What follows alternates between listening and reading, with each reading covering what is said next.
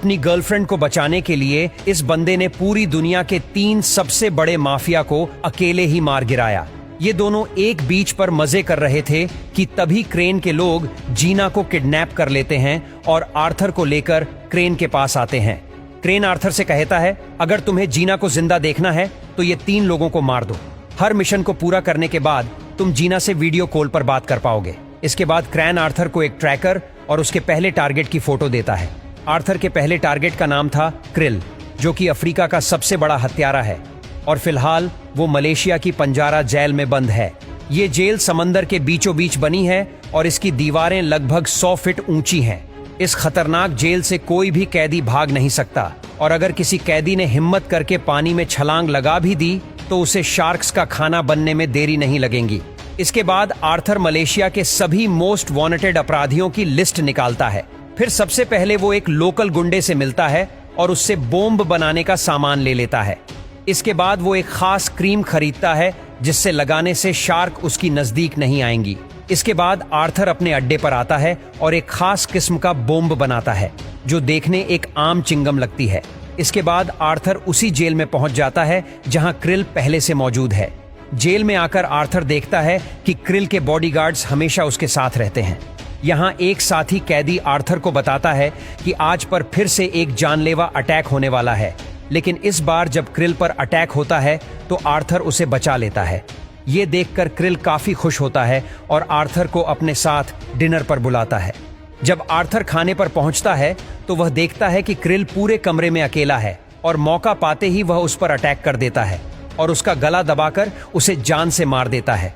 इसके बाद वह क्रिल के सूप में जहर मिलाता है ताकि सबको ऐसा लगे कि उसकी मौत एक मर्डर नहीं बल्कि एक एक्सीडेंट है। इसके बाद वो जेल की दीवार के पास आता है और छेद में बारूद भरकर उसे जला देता है। फिर वो उस ट्रैकर को निगलता है और अपनी बॉडी पर वो क्रीम लगाता है ताकि शार्क्स उससे दूर रहे। बारूद के फटने से दीवार टूट जाती है और आर्थर वहां से निकलकर पानी में कूद जाता है। जेल से थोड़ी ही दूरी पर क्रेन की टीम मौजूद थी और उन्होंने आर्थर के ट्रैकर की मदद से उसे पानी से बाहर निकाल लिया। ऊपर आते ही उसने सबसे पहले जीना को कॉल किया और उसे सही सलामत देकर उसकी जान में जान आई।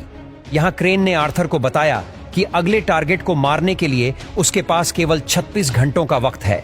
आर्थर के अगले टारगेट का नाम था एड्रियन, जो कि ऑस्ट्रेलिया में 58 फ्लोर वाले बिल्डिंग के टॉप फ्लोर पर रहता है। उसकी बिल्डिंग के सभी शीशे बुलेट प्रूफ हैं और उसकी सिक्योरिटी के लिए उसके चारों तरफ गार्ड्स तैनात रहते हैं। लेकिन उसने अपने बिल्डिंग के बाहर एक ओपन पूल बनवाया है जहां वो हर सुबह स्विमिंग करने आता है। अब आर्थर भी इस बात को नोटिस कर लेता है और वो डिसाइड करता है कि वो एड्रीन को इस पूल के जरिए ही मारेगा। इसके बाद आर्थर एक खास किस्म का केमिकल बॉम्ब बनाता है जो कि मोटे से मोटे ग्लास को भी तोड़ सकता है। पूरी प्लानिंग के बाद वो वेश बदलकर बिल्डिंग में एंटर होता है और उस फेल्ट की खिड़की से निकलकर एड्रियन की फ्लैट की तरफ बढ़ने लगता है। आर्थर एक केबल और कुछ गैजेट्स की मदद से पूल तक पहुंच जाता है और उसमें ड्रिल करके अपने बनाए केमिकल बॉम्ब्स को फिट कर देता है। इसके बाद जब एड्रियन पूल में आता है तो आर्थर उस बॉम्ब को ब्लास्ट कर देता है और एड्रियन 58 फ्लोर से गिर कर मारा जाता है। आर्थर ने अपने दूसरे टारगेट को भी मार दिया और रूल के मुताबिक वो जीना से बात कर सकता है। लेकिन इस बार जब आर्थर जीना को कॉल लगाता है तो जीना बड़ी ही चालाकी से उसे उस बोट का नंबर दिखा देती है जिस पर क्रेन की लोगों ने उसे कैद कर रखा है। बोट का नंबर मिलते ही वो उसकी लोकेशन का पता लगा लेता है और फिर एक हेलीकॉप्टर को हायर करके वहां तक पहुंचता है। वो बोट से थोड़ी दूरी बनाकर जंप लगाता है और चुपके से बोट तक पहुंच जाता है। लेकिन उसकी ये बहादुरी किसी काम नहीं आती क्योंकि जल्द ही गुंडे उसे पकड़ लेते हैं और क्रेन के पास लेकर आते हैं। हालांकि क्रेन ने उसे मारा नहीं बल्कि एक लास्ट वार्निंग दी कि अगर उसने फिर से ऐसा कुछ किया तो जीना के साथ साथ वो भी मारा जाएगा। अब आर्थर के पास कोई ऑप्शन नहीं था, इसलिए वो अपने तीसरे और आखिरी मिशन को पूरा करने निकल गया। आर्थर के अगले टारगेट का नाम था मैक्स, जो कि एक वेपन डीलर है। मैक्स बुल्गारिया में रहता है और उसका घर किसी आर्मी बंकर से कम नहीं है। वहां जाना तो दूर, कोई उसके आसपास भटक भी नहीं सकता। जब आर्थर इस मिशन की प्लानिंग कर रहा होता है तब वो नोटिस करता है कि इसे भी मार दिया तो वो इस दुनिया का सबसे बड़ा माफिया बन जाएगा। तभी उसे पता चलता है कि आजकल मैक्स की तबीयत कुछ ठीक नहीं रहती और इसलिए कल एक मेडिकल हेलीकॉप्टर मैक्स के घर पर लैंड होने वाला है।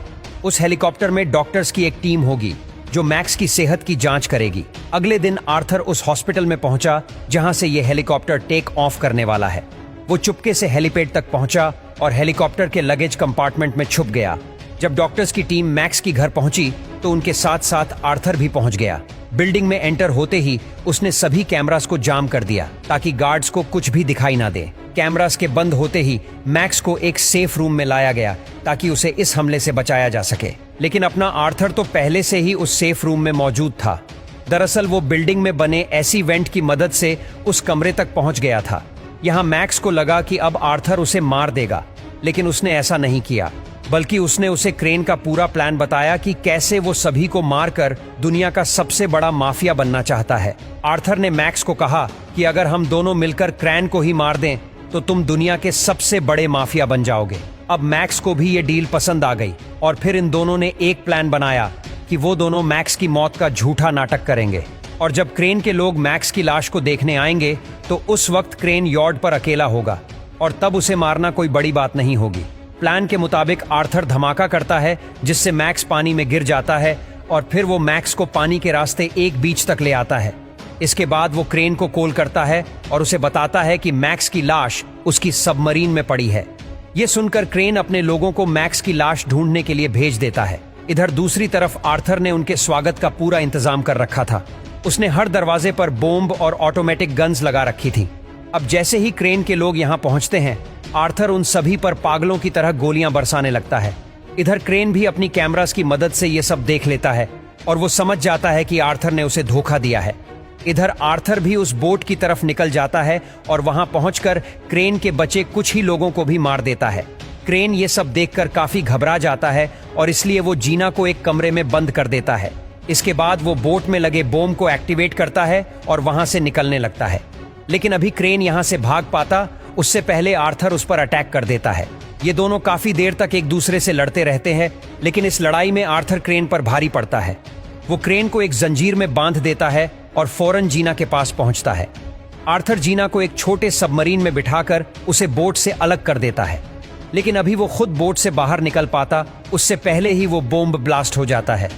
इस हादसे में जीना की जान तो बच गई, पर आर्थर का कुछ पता नहीं चला। इसके बाद मैक्स के लोगों ने बोट का मलबा बाहर निकाला, पर ना तो उन्हें आर्थर मिला और ना ही उसकी लाश।